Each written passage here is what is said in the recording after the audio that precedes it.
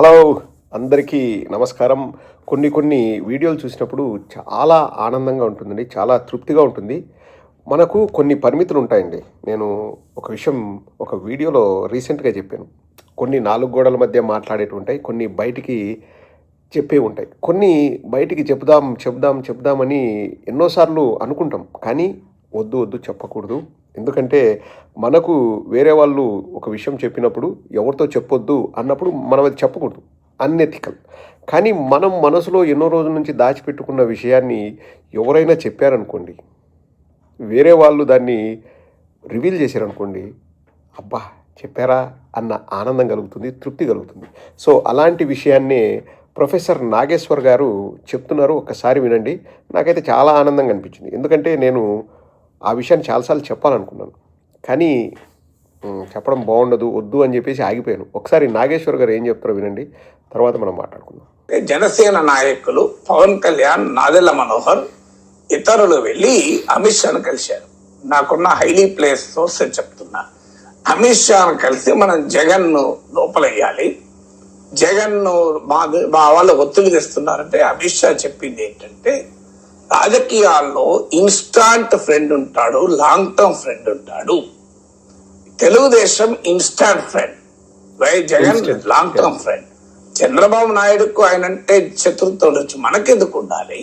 మీకు కూడా మంచి చెప్తున్నాను. మీకు అవసరం ఏంటి? లాంగ్ టర్మ్ ఫ్రెండ్ ఉపయోగపడతాడు. మనకు 25 మంది ఎంపీలు సహకరిస్తున్నారు కదా అని మీరు కూడా ఆ వైఖరి మార్చుకోండి అని సలహా ఇచ్చారు. ఇది మీకు ఎలా తెలిసింది సార్? మరి అమిత్ షా, పవన్ కళ్యాణ్, నాదెళ్ల మనోహర్ ముగ్గురే ఉన్నారు కదా, మీకు ఎలా తెలిసిందని మీరు అడగచ్చు. ఎస్, ఐడి ప్లేస్ సోర్స్ అంటే అమిత్ షా అని చెప్పాలి, పవన్ కళ్యాణ్ చెప్పాలి, నాదెళ్ల మనోహర్ చెప్పాలి. ఈ ముగ్గురు చెప్పాలి, మనకు తెలుసు. ఇది ఎలా తెలిసింది అంటే, మీకు జనసేన కోర్ కమిటీ ఎమ్మెల్యేలు వీళ్ళందరి మీటింగ్ లో ఇదే ప్రశ్న వచ్చినప్పుడు ఎమ్మెల్యేలందరినీ పంపించి కోర్ కమిటీని కూర్చుండబెట్టి పవన్ కళ్యాణ్ చెప్పింది, అన్నా నా మనోరన్న అమిత్ షా ఏం చెప్పాడో ఒకసారి చెప్పండి అని చెప్పాడు. అక్కడి నుంచి సమాచారం అందరికీ. పవన్ కళ్యాణ్ కూడా పదే అసెంబ్లీలో లడ్డు విషయంలో నేను జగన్ తప్పు పట్టడం లేదు, లడ్డు విషయంలో జగన్ తప్పు పట్టడం లేదు అని మాట్లాడారు. ఇప్పుడు ఏకంగా అమరావతి ఆంధ్ర వేరు, తెలుగుదేశం నరేటివ్ కంప్లీట్ విరుద్ధం కదా. జై అమరావతి జై ఆంధ్ర విడగొట్టి చూడకూడదు అనే కదా చెప్పింది. అమరావతితోనే ఆంధ్రప్రదేశ్ భవిష్యత్తు ముడిపడి ఉందని చెప్పారు కదా. ఇప్పుడు ఏమంటున్నారు? అమరావతి అని అనకూడదు, ఆంధ్ర అనాలి. అంటే ఎక్కడో ఒక చోట పవన్ కళ్యాణ్ డిఫర్ అవుతున్నాడు. పవన్ కళ్యాణ్ డిఫర్ అవుతున్నాడో లేదో నాకు తెలియదు, మనకు అనవసరం. నాగేశ్వర్ గారు అలా అభిప్రాయపడ్డారు. కానీ మొన్న ఎక్కడో మీటింగ్ పెట్టుకున్నాడు, మళ్ళీ ఆత్మీయ సమావేశం ఏదో పవన్ కళ్యాణ్ గారు పెట్టుకొని అందులో ఏమన్నాడు? అసలు అమరావతి ఎందుకంటారు? అమరావతి అంటే 33,000కే పరిమితం అవుతుంది. అమరావతి అనకూడదు, ఆంధ్రప్రదేశ్ అనాలి. మనం ఆంధ్రప్రదేశ్ మొత్తాన్ని చూడాలి కానీ అమరావతిని సపరేట్ చేసి చూడకూడదు అన్నాడు. తెలుగుదేశం వాళ్ళు హర్ట్ అయింటారేమో, హర్ట్ అయినా కానీ ఇంకా వాళ్ళకు సంబంధించిన విషయం, వాళ్ళ కాపురంలో మనం ఎందుకు కలగజేసుకోవాలి అని మనం దాని గురించి పట్టించుకోవాల్సిన అవసరం లేదు. కానీ నాకు బాగా ఆనందంగా అనిపించేది ఏంటంటే, జగన్మోహన్ రెడ్డి గారిని బీజేపీ వాళ్ళు 2024 జనవరిలో సంప్రదించి పొత్తు పెట్టుకోండి అని చెప్పారు. కానీ మీ ఐడియాలజీ వేరు, మా ఐడియాలజీ వేరు అని చెప్పేసి సున్నితంగా జగన్మోహన్ రెడ్డి గారు తిరస్కరించారు. కానీ ఎక్కడ కూడా మేము శత్రుత్వం పెట్టుకుంటాము అని చెప్పలేదు. సరే, తర్వాత ఆ డోర్ దగ్గరే వెయిట్ చేస్తూ ఉన్న చంద్రబాబు గారు, పవన్ కళ్యాణ్ గారు లోపలికి వెళ్ళి మాతో పొత్తు పెట్టుకోండి అని చెప్పేసి బతిమలాడి పొత్తు పెట్టుకుంది. అండ్ ఒక మాట అయితే అక్షర సత్యం అండి. ఇక్కడ జగన్మోహన్ రెడ్డి గారు లాంగ్ టర్మ్ ఫ్రెండా కాదా అన్నది అమిత్ షా గారికి, లేకపోతే మోదీ గారికి, జగన్మోహన్ రెడ్డి గారికి సంబంధించిన విషయం. కానీ నేనైతే ఒకటి చెప్పగలను. ఇప్పుడు కలేజా ఉన్న నాయకుడిని ఎవరైనా ఇష్టపడతారు, విలువలు విశ్వసనీయతతో నడుచుకునే నాయకుడిని ఎవరైనా ఇష్టపడతారు. బీజేపీ వాళ్ళు కూడా జగన్మోహన్ రెడ్డి గారిని చూసి ఇటువంటి నాయకుడు మన బీజేపీలో ఉంటే కూడా బాగుంటుంది కదా అని ఎన్నోసార్లు వాళ్ళు అనుకుంటారు. నాకు చాలా సోర్సెస్ నుంచి వచ్చిన ఇన్ఫర్మేషన్ చెప్తానండి.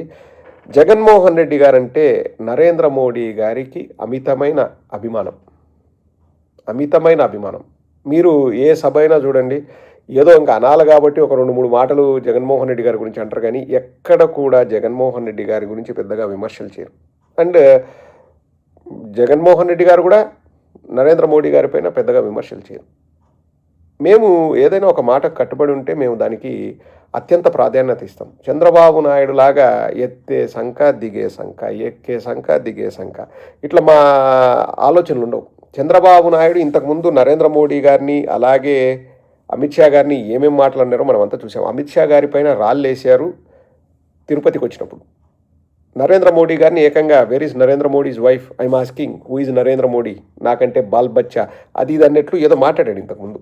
ఇప్పుడు అవసరం ఉంది కాబట్టి పోయి వంగి దండాలు పెడతారు. మొన్న వెస్ట్ బెంగాల్లో ముఖ్యమంత్రి ప్రమాణ స్వీకారానికి వెళ్ళినప్పుడు ఇటు వంగుతున్నాడు చంద్రబాబు నాయుడు గారు. వంగండి, మాకేం అభ్యంతరం లేదు, కానీ వాళ్ళకి తెలుసు చంద్రబాబు నాయుడు పచ్చి అవకాశవాదని వాళ్ళకి తెలుసు. ఇంకా కొంతమంది వచ్చి మాట్లాడతారు. ఏమని మాట్లాడతారు? కాదు, జగన్మోహన్ రెడ్డి గారికి కేసులు అంటే భయం కాబట్టి బీజేపీతో మంచిగా ఉన్నాడు అది ఇదని. ఇంకా మాతో పొత్తు పెట్టుకోమన్నప్పుడు ఇంకా పొలోమని మేము పొత్తు పెట్టుకోవాలి కదా. బీజేపీతో అన్నిట్లో మేము ఓకే అంటామనే వాళ్ళమైతే మేము పొత్తు కూడా పెట్టుకోవాలి కదా. మేము పెట్టుకోలేదు కదా. మాకు పొత్తు ఇష్టం లేదని ధైర్యంగా చెప్పగలిగిన నాయకుడు మా జగన్మోహన్ రెడ్డి గారు. మాకు ఆఫర్ వచ్చింది, మేము సున్నితంగా తిరస్కరించినాం. ఇప్పుడు అన్నిటికీ భయపడతాడు, లేకపోతే కేసులకు భయపడతాడంటే పొత్తు పెట్టుకోమంటే కేసులు వేస్తామని వాళ్ళు అడిగినొచ్చు కదా. కానీ ఎక్కడ కూడా జగన్మోహన్ రెడ్డి గారు ఇది భయపడో లేకపోతే ఇంకోటి కాదు, మా సిద్ధాంతం పరంగా మేము సొంతంగా పోటీ చేస్తాము అండ్ బీజేపీ వాళ్ళ ఐడియాలజీ వేరు మాది వేరు అని చెప్పేసి సున్నితంగా తిరస్కరించినారు. కానీ చంద్రబాబు నాయుడు అట్ట కాదు, ఇంకా మనం అధికారంలోకి రావాలంటే ఏదైనా చేస్తామంటారు. కానీ ఈరోజు ప్రొఫెసర్ నాగేశ్వరరావు గారు అంత క్లియర్గా చెప్పారు. ఎలా నాకు తెలిసింది, నేనేమైనా చూశానా విన్నానా వాళ్ళు మాట్లాడుకునేటప్పుడు అంటే, ఒక కోర్ కమిటీ మీటింగ్లో నాదెండ్ల మనోహర్ గారినే చెప్పమని పవన్ కళ్యాణ్ చెప్తే నాదెండ్ల మనోహర్ ఆ విషయం చెప్తే ఎవరో ఆ కోర్ కమిటీలో ఉన్న వాళ్ళు ఉప్పందించారంట ప్రొఫెసర్ నాగేశ్వర్ గారికి. ఇక్కడ 2 విషయాలు గమనించండి. నేను ఈ విషయాన్ని ఎప్పటి నుంచో చెప్పాలనుకున్నాను, నేను ఎందుకు చెప్పలేదు అంటే, నాకు చెప్పిన వాళ్ళు చెప్పొద్దన్నారు కాబట్టి నేను చెప్పలే. ప్రొఫెసర్ నాగేశ్వరరావు గారు పుసుకుని చెప్పేశారు. ఇప్పుడు మీరు అడగచ్చు, నీకెలా తెలుసు, వాళ్ళు మాట్లాడుకుంటుంటే నువ్వు విన్నావా, లేకపోతే అట్లా మాట్లాడుకునే వాళ్ళు నీకు చెప్పారా అని. నేను ఏది చెప్పినా 100% నాకు ఆ సమాచారం పక్కాగా ఉంటే తప్ప నేను మాట్లాడను. నేను పేర్లు చెప్పను అన్నారు కాబట్టి చెప్పట్లేదు. ఎవరెవరు మాట్లాడుకున్నారు, వాళ్ళల్లో ఎవరైనా నీకు చెప్పారా అంటే మీ ఊహకే వదిలేస్తున్నాను. నేనైతే ఎవరు చెప్పారన్న విషయాన్ని నేను చెప్పను కాబట్టి, చెప్పకూడదు కాబట్టి నేను చెప్పట్లేదు. కానీ మీరు ఏదైతే ఊహించుకుంటారో అది కరెక్ట్. నాతో ఎవరు ఆ విషయం చెప్పారనేది మీరు ఎవరైతే ఊహించుకుంటారో అది కరెక్ట్. నేను ఇంత కరాఖండిగా ఎలా చెప్పగలను? కానీ కొన్ని విషయాలు వేరే వాళ్ళు చెప్పినప్పుడు ఇగో చెప్పారు చూడు, ఇప్పటికైనా మీకు అర్థమైందా అని చెప్తేనే బ్యూటిఫుల్గా ఉంటుంది. సో అందరికీ తెలుసు, పవన్ కళ్యాణ్కు తెలుసు, చంద్రబాబుకు తెలుసు, బీజేపీ వాళ్ళు జగన్మోహన్ రెడ్డి గారంటే ఎంత అభిమానిస్తారు.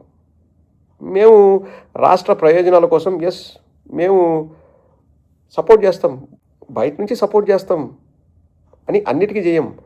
మన వక్ఫ్ బిల్కి మేము వ్యతిరేకించినాం. లేదు రాష్ట్ర ప్రయోజనాలకు మంచిదంటే బీజేపీ వాళ్ళు ఏదైనా బిల్లులు ప్రవేశపెట్టినా ఇంకోటైనా మేము సపోర్ట్ చేస్తాం రాష్ట్ర ప్రయోజనాలని దృష్టిలో పెట్టుకొని. లేదు అది మా పార్టీ సిద్ధాంతాలకు వ్యతిరేకమైతే మేము సపోర్ట్ చేయం.